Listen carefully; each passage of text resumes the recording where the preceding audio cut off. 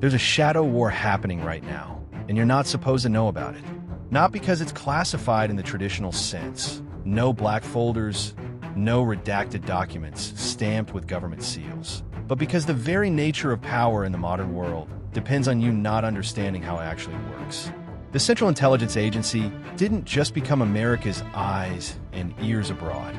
It became something far more complex, far more integrated into the fabric of global order than any single institution in human history. And the biggest secret they've kept from you isn't a single operation, a hidden assassination, or even a covert war. It's this: the CIA stopped being just an intelligence agency decades ago. It became the invisible hand that shapes what you think is possible. In 1947, when President Truman signed the National Security Act, creating the CIA from the ashes of the wartime Office of Strategic Services, he thought he was building a tool, something to gather information, to keep America safe in a dangerous new world split between superpowers. What he actually created was an organism. And like all organisms, it didn't just survive. It evolved. It adapted. It grew beyond anyone's initial design. Within 5 years, the CIA was already running covert operations to overthrow governments. Iran in 1953, Guatemala in 1954.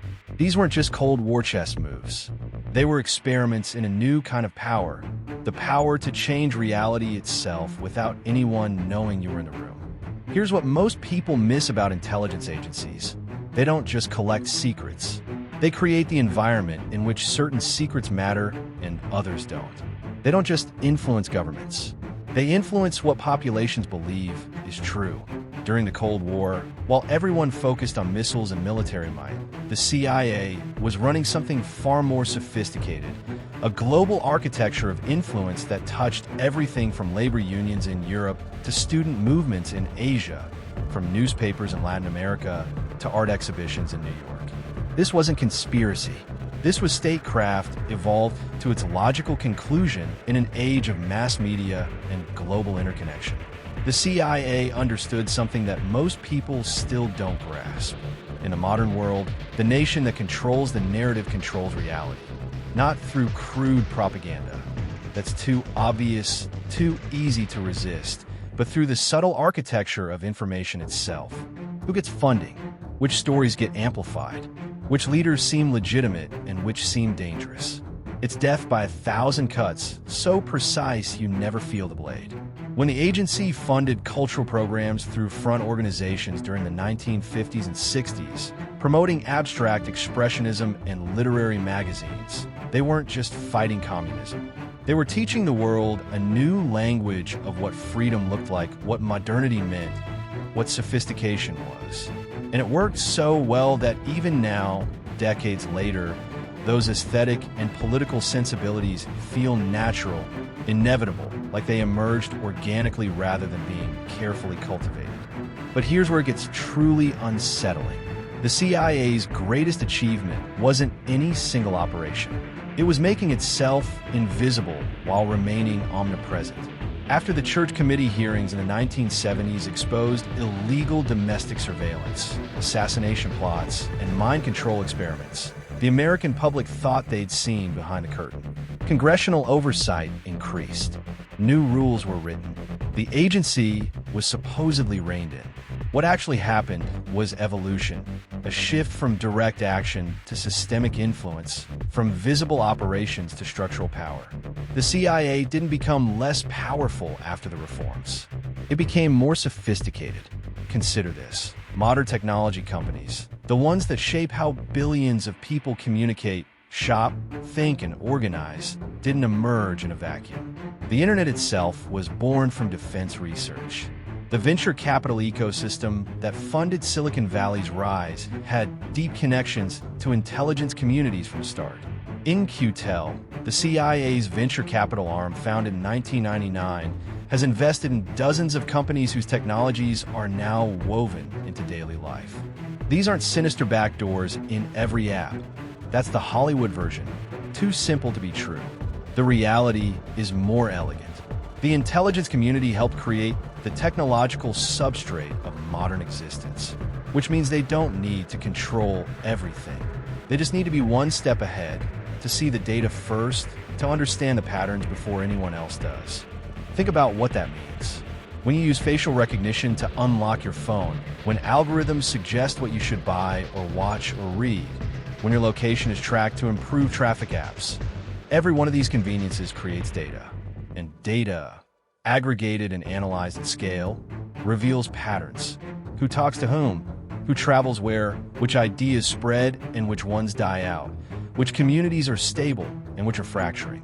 The CIA doesn't need to spy on you individually because they've helped build a world where surveillance is the price of participation.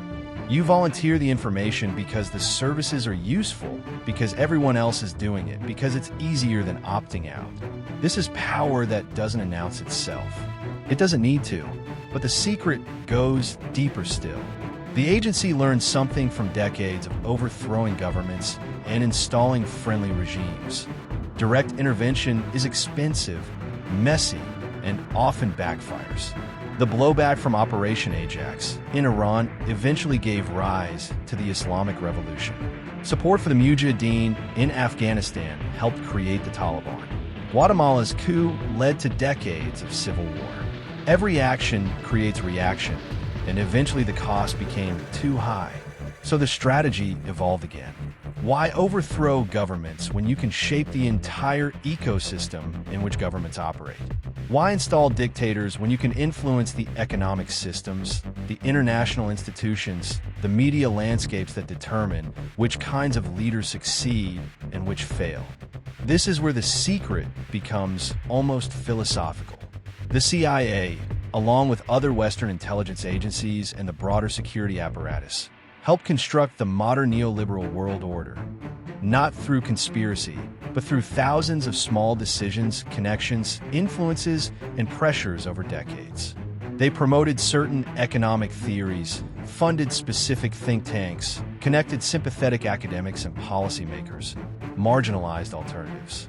Not because there was some master plan written in a vault, but because institutional incentives aligned, because these approaches served American interests, because the people making decisions believed this was genuinely the best path forward. Intention and self-interest merged so completely that they became indistinguishable.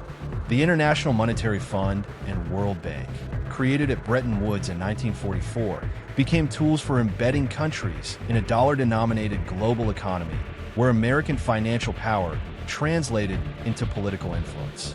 The CIA didn't control these institutions directly, but they operated in the same ecosystem, with overlapping goals and mutually reinforcing strategies.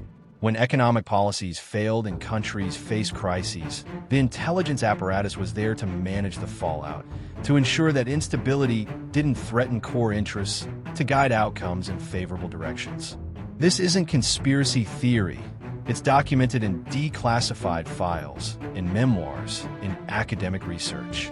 But the full picture remains obscured because we're trained to think of intelligence agencies as separate from economic policy, from international development, from cultural influence. They're not. They're all parts of the same system of power projection. And here's the most unsettling part. This system has become so sophisticated that it operates semi-autonomously. The CIA today doesn't need to micromanage every situation because they've helped create global structures that naturally produce outcomes aligned with their objectives. Free trade agreements, extradition treaties, financial regulations, technology standards. These aren't neutral frameworks. They encode certain assumptions about how the world should work, and those assumptions tend to favor existing power structures. When a country wants to modernize, to develop economically, to integrate into the global system, they're not just adopting technologies and practices. They're adopting an entire worldview, a way of organizing society that makes them predictable, manageable, compatible with American-led international order. This is power that doesn't require constant intervention because it's built into the architecture. The CIA's ultimate secret isn't a hidden operation or a concealed technology. It's that they've helped construct a world where their job has become easier over time, where the systems themselves do much of the work that used to require active covert operations. They don't need to overthrow every unfriendly government, because most countries now depend on a global economy that America still largely shapes. They don't need to control every media outlet, because information flows through platforms and networks that are inherently transparent to signals intelligence. They don't need to infiltrate every organization, because digital communication creates audit trails that sophisticated analysis can penetrate. But nothing lasts forever. The Roman Empire thought it was eternal until suddenly it wasn't. The British believed the sun would never set on their empire, but it did. And the American-led order, for all its sophistication and reach, is showing cracks. China's rise presents an alternative model, authoritarian capitalism that delivers economic growth without political liberalization, challenging the assumption that development inevitably leads to democracy.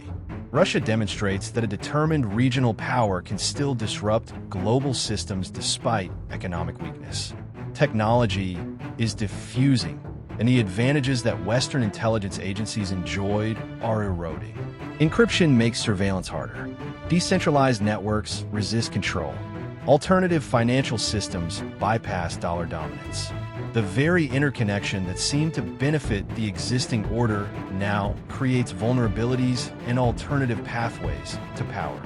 The CIA faces a paradox of its own making. The global system they helped build created unprecedented prosperity and stability in many regions, but it also generated massive inequality, environmental degradation, and cultural disruption that fueled backlash movements. The surveillance technologies they pioneered are now available to authoritarian regimes who use them more ruthlessly than democracies can politically sustain. The financial interconnection that seemed to ensure American influence also created dependencies that work both ways. When China holds trillions in treasury bonds, when critical supply chains run through potential adversaries, when the global economy is so interwoven that conflict anywhere threatens stability everywhere, power becomes diffuse and the center struggles to hold. What the CIA probably knows but can't publicly acknowledge is that imperial overstretch isn't just military or economic. It's cognitive and systemic. You can't manage everything everywhere all the time, no matter how sophisticated your tools become. Information overload becomes paralysis. Every intervention creates new complexities. Allies demand protection or payment. Enemies learn and adapt. The domestic population grows weary of foreign entanglements and begins questioning the cost. The very success of American power projection during the Cold War and post-Cold War era created conditions where new challenges emerge faster than they can be managed. This is the life cycle of empire playing out in real time, and intelligence agencies can see it happening but lack the power to stop structural decline, only to manage its pace and consequences. So the biggest secret the CIA has kept from you might be this: they know the current order is temporary. They've studied enough history to understand that no system lasts forever, that every empire eventually faces a reckoning between its ambitions and its capacities. But admitting this publicly would undermine the credibility and deterrence that power requires. So they maintain the facade of control, of omniscience, of inevitable American dominance, even as they privately game out scenarios of managed decline, a multipolar competition, of a future where the United States is first among equals rather than the unquestioned hegemon. The performance of power becomes as important as its reality, and maybe more so, because once enough people believe the center cannot hold, that belief itself becomes destabilizing. You're living through a historical transition, whether you realize it or not. The world shaped by World War II and the Cold War is giving way to something else.